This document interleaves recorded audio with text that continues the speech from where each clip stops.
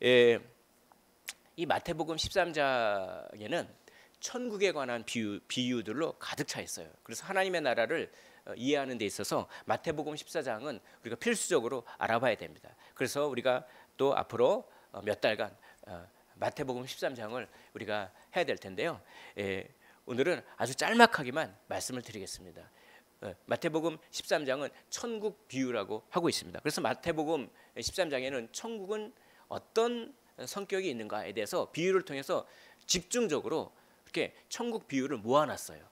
그래서 마태복음 13장의 그 비유를 통해서 우리가 천국은 이런 특징이 있구나, 이런 성격이 있구나라고 하는 것을 알면서 우리가 천국과 하나님의 나라를 더 우리가 사모하셨으면 좋겠습니다. 그래서 여기 보면은 13장 보면은 천국에 대한 얘기가 많이 나오는데 그거는 나중에 한번 또 이렇게 말씀을 드리고, 오늘 이 천국 비유를 시작하는 그 시작점이에요. 그 시작점에서 중요한 것 한 가지만 말씀을 드리겠습니다. 자, 13장 1절을 보십시오. 그날 예수께서 집에서 나가사 바닷가에 앉으시매. 자, 예수님께서 바닷가에 앉으셨어요.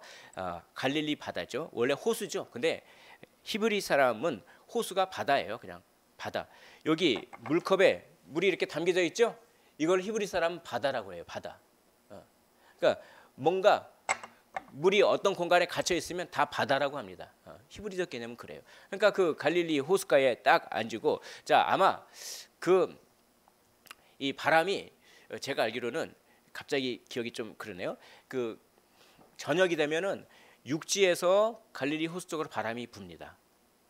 그리고 아침이 되면은 해안가 갈릴리 바다 쪽에서 육지 쪽으로 바람이 불어요. 그래서 아마 아침이었을 겁니다. 그래서 아침에서 스피커, 그렇죠? 바람을 스피커로 사용하셔서 예수님께서 배에 앉으시고 청중들이 딱 해안가에 서 있습니다. 그래서 2절 큰 무리가 그에게로 모여들거든. 예수님에 대해서 사모하는 마음으로 모여들인 거죠. 여기 계신 모든 분들 예배를 사모하는 마음으로 정말 눈을 뚫고 오시지 않았습니까? 제가 너무나 감격했습니다. 제가 오늘 3명 정도 있을 줄 알았습니다. 근데 권사님들이 걸어오시는데 정말 봉고차가 미끄러져서 못 가는데 어떡하나. 그래, 오늘은 진짜 가정 예배처럼 드려야 되는 거 아니에요. 근데 권사님들이 오시니까 얼마나 기분이 좋은지. 너무 좋습니다. 그렇게 큰 무리가 사모하는 마음으로 나왔는데 여기 계신 모든 분들이 이렇게 사모하는 마음으로 나오셨지 않습니까? 그럴 때 하나님의 나라가 임하는 거예요. 정말 성령께서 임하시는 것입니다. 그래서 이제 이렇게 비유를 들은데 천국의 여러 가지 비유 중에서 첫 번째 씨 뿌리는 비유를 들죠. 그래서 3절 예수님께서 비유로 여러 가지를 그들에게 말씀하여 이르시되 씨를 뿌리는 자가 뿌리러 나가서 뿌렸는데 4절 뿌릴새 더러운 길가에 떨어집니다. 길가. 자, 5절 더러는 흙이 얇은 돌밭에 떨어집니다. 6절 7절 더러는 가시떨기 위에 떨어집니다. 그래서 씨를 뿌렸는데 더러는 길가에 부러지고 더러는 돌밭에 떨어지고 더러는 가시떨기 위에 부러집니다. 그래서 길가에 떨어지니까 새들이 탁 잡아먹어요. 그 씨를 탁 그냥 쪼아 먹습니다. 이거는 뭐냐면 깨달음이 없는 거예요. 말씀을 듣고 한 귀로 듣고 한 귀로 흘려버리는 겁니다. 이거는 길가에 떨어진 씨와 같아요. 깨달음이 없는 것입니다. 그래서 오늘 이 비유를 설명하시죠. 예수님께서. 자, 19절 한번 보겠습니다. 마태복음 19절, 13장 19절. 자, 마태복음 13장 19절 우리 한 목소리를 한번 읽어볼까요? 자, 시작. 아무나 천국 말씀을 듣고 깨닫지 못할 때는 악한 자가 와서 그 마음에 뿌려진 것을 빼앗나니 이는 곧 길가에 뿌려진 자요라고 합니다. 길가에 뿌려진 자는 뭐냐면 깨닫지 못하는 자입니다. 그래서 길가에 씨가 뿌려지자마자 새가 탁 쪼아먹듯이 그러면 열매를 못 맺잖아요. 이거는 말씀을 귀로만 듣고 깨닫지 못하면 마치 그런 것과 똑같다는 겁니다. 악한 자는 마귀를 뜻하죠. 19절에 마귀가 와서 우리 마음에 뿌려진 말씀의 씨를 그냥 깨닫지 못하니까. 그러니까 깨달음이 있어야 돼요. 하나님의 말씀을 들을 때 깨달음이 없으면 천국을 경험하지 못한다는 것입니다. 깨달아야 돼요. 깨달아. 자, 두 번째는 돌밭에 떨어집니다. 돌밭의 특징은 뭐냐면 흙이 얕아요. 돌이 있고 흙이 얕아요. 흙이 얕으니까 일단 뭡니까? 씨를 떨어서 싹은 나요. 싹은 나지만 흙이 얕으니까 해가 쨍쨍 내리면 어떻습니까? 뿌리가 타버려요. 흙이 얕으니까 뿌리를 깊게 못 내린단 말이죠. 그러니까 이거는 뭐냐면 처음 시작은 참 좋아요. 근데 끝까지 못 가. 그러니까 참 우리가 지구력이 있어야 돼요. 영적 지구력. 성숙한 사람은 끝까지 견디고 참는 사람이 성숙한 사람입니다. 미성숙한 사람은 신앙이 좋을 때는 확 불타올라요. 그래가지고 막 할렐루야 막 그러고 막 열심히 있다가 조금만 그러다가 금방 시들어 버려. 시작은 좋았으나 끝이 그냥 희지부지해 버려. 그게 이 돌밭가드 같은 마음인 것이죠. 그걸 어떻게 이렇게 소개하고 있냐면 설명하고 있냐면 자 21절을 20절과 21절 보겠습니다. 자 20절 돌밭에 뿌려졌다는 것은 말씀을 듣고 즉시 기쁨으로 받되 21절 그 속에 무엇이 없습니까? 뿌리가 없어서 그렇죠? 잠시 견뎌요. 근데 끝까지 못 견딘다는 거죠. 잠시 견디다가 말씀으로 말미암아 환난이나 박해가 일어날 때 환난과 박해가 일어나면 금방 미천이 드러나는 것입니다. 환경이 좀 어려운 환경이면 신앙을 포기해 버리는 그게 돌밭에 떨어지는 그거죠. 그리고 열매를 못 맺는 거죠. 그러면 20절을 한번 다시 보겠습니다. 20절 보면은 자 이렇게 돼 있어요. 돌밭에 뿌려졌다는 것은 말씀을 듣고 즉시 기쁨으로 받대. 말씀을 듣고 즉시 기쁨으로 받습니다. 말씀에 여기서 말하는 기쁨이라고 번역이 되어 있는데요. 이 기쁨은 열정이라고도 번역됩니다. 그러니까 말씀을 들을 때는 즉시 기쁘고 막 열정이 생겨요. 근데 오래가지 못한다는 거예요. 이거는 자 왜 그럴까요? 그 사람이 말씀을 듣고 기뻐하고 열정이 생기는 것이 뭐냐면 어떤 외부적인 환경 요인에 의해서 그렇다는 겁니다. 그런 외부적인 환경 요인이 없어지면 기쁨이 없어져요. 예를 들어서 이겁니다. 내가 기도했더니 하나님께서 기도 응답도 다 들어주시고 내가 돈 없을 때 돈 달라고 했더니 하나님께서 돈도 들어주시고 그래서 하나님은 진짜 계신가 보다 살아계신가 보다 그래서 막 믿는 거죠. 근데 그게 믿음을 갖게 되는 계기가 될 수 있어도 믿음을 성장시키지 못해요. 그런 믿음은 어떨 때는 기도 응답이 안 되면 그러면 어떻게 됩니까? 확 꺾여버려 그냥. 그런 걸 말하는 거예요. 그런 거를 하나님의 말씀이 내면화되지 않고 그렇죠?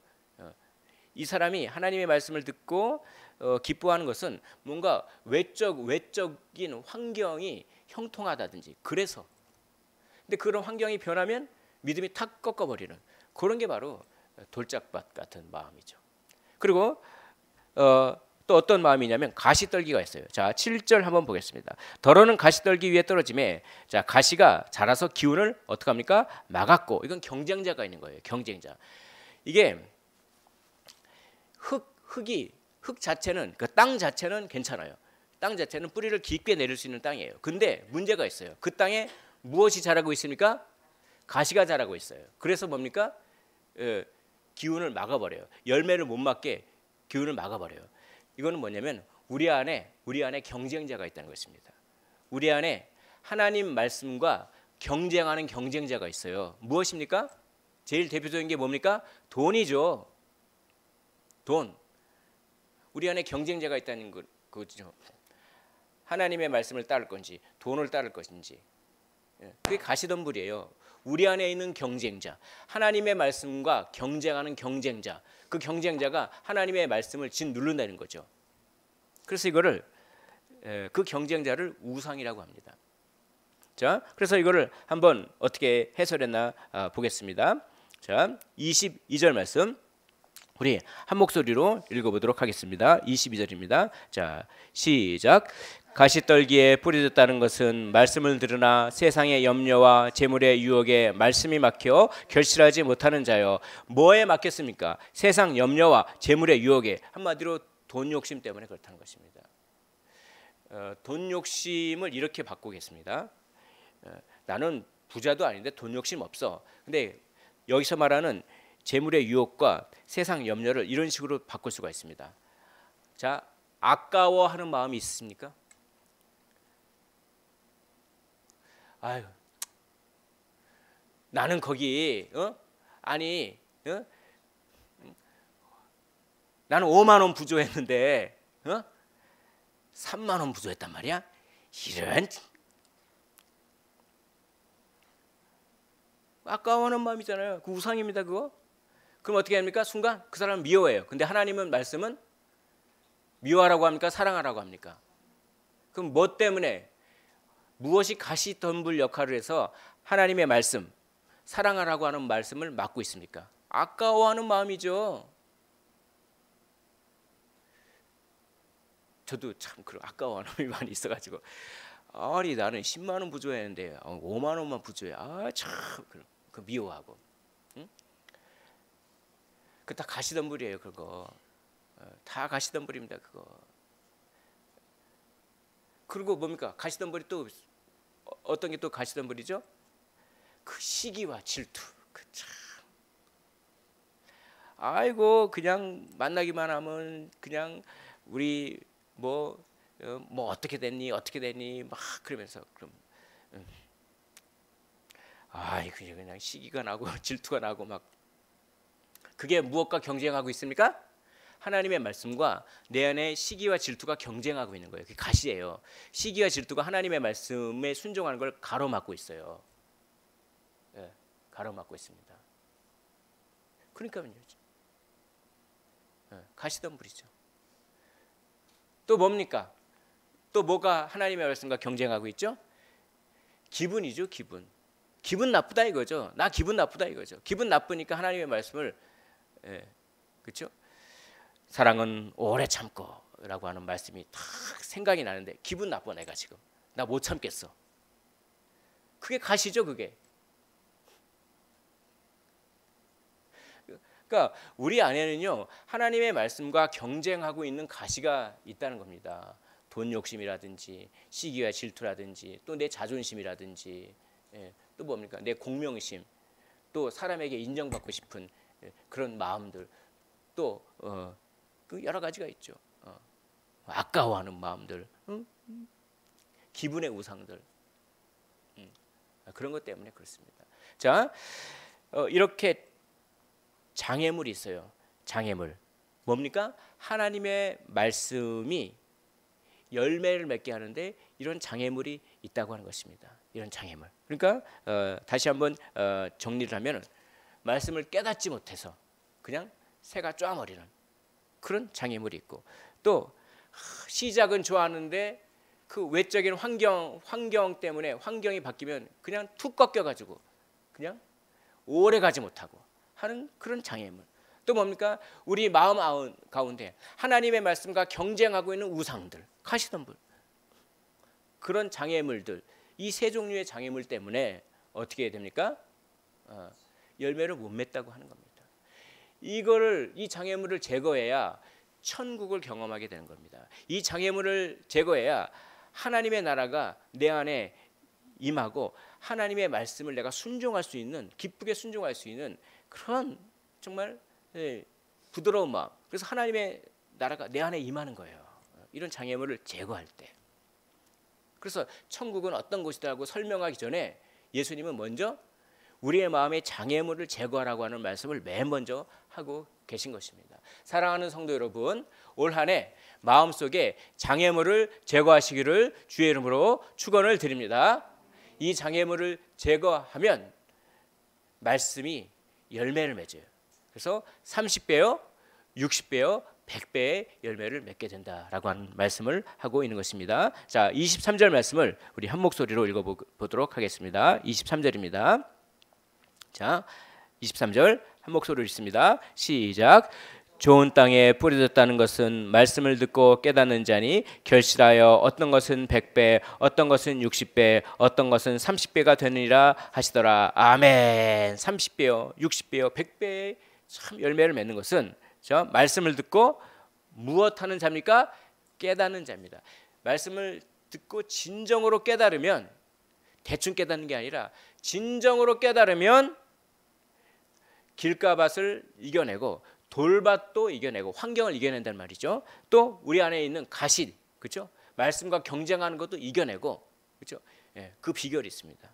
그 비결은 말씀을 진정으로 깨닫는 겁니다. 말씀의 가치와 아름다움을 경험하는 것입니다. 이 말씀을 정말 가치 있어. 그러니까요, 그 가치를 위해서는 내 몸을 헌신할 수 있는 거예요. 정말 그 하나님의 말씀의 가치가 느껴지면 내 몸이 좀 불편해도 그 가치를 따라서 나오는 겁니다. 아, 그래, 이건 진짜 내 몸이 불편하더라도, 내 자존심이 구겨지더라도 이 하나님의 이 말씀은 정말 가치 있는 거야. 그런 가치를 느끼는 깨달음.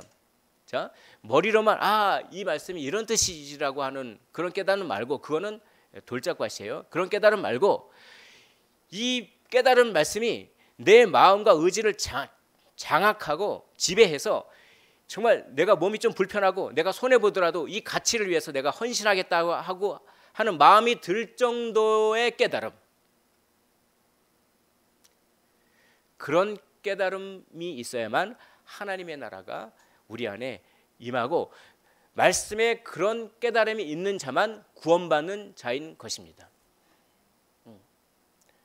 구원받으셨습니까?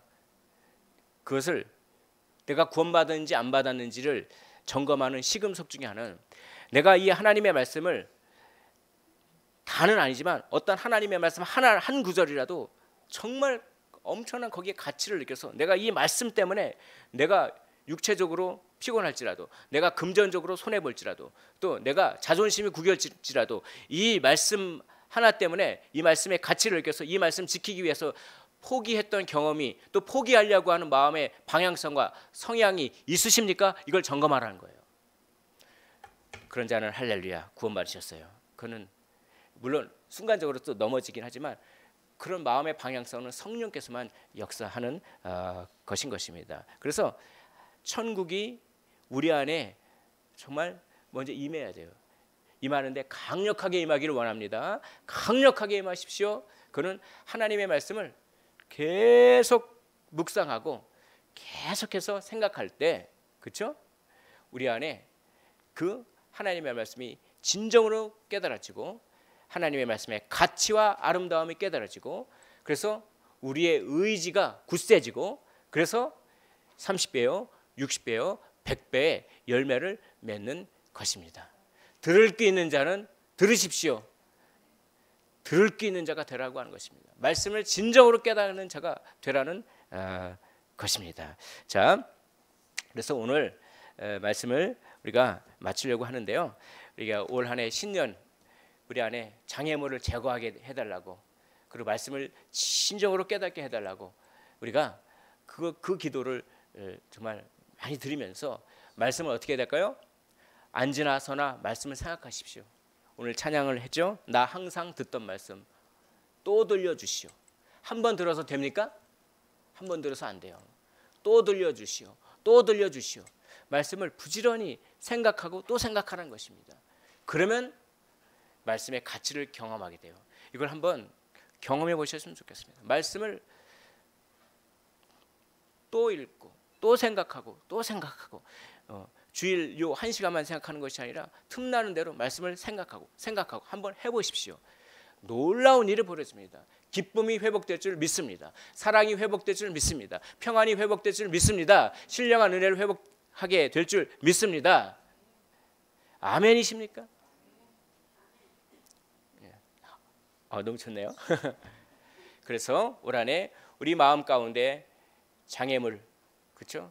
돈 욕심, 아까워하는 욕심, 시기 질투, 내 기분의 우상, 그런 것들, 깨닫지 못하는 마음, 그런 장애물이 다 이렇게 제거되고 하나님의 말씀에 가치와 아름다움을 느껴서 정말 내 안에 천국이 정말 임하는, 천국을 누리는 그런 올 한 해가 되시기를 주의 이름으로 축원을 드립니다.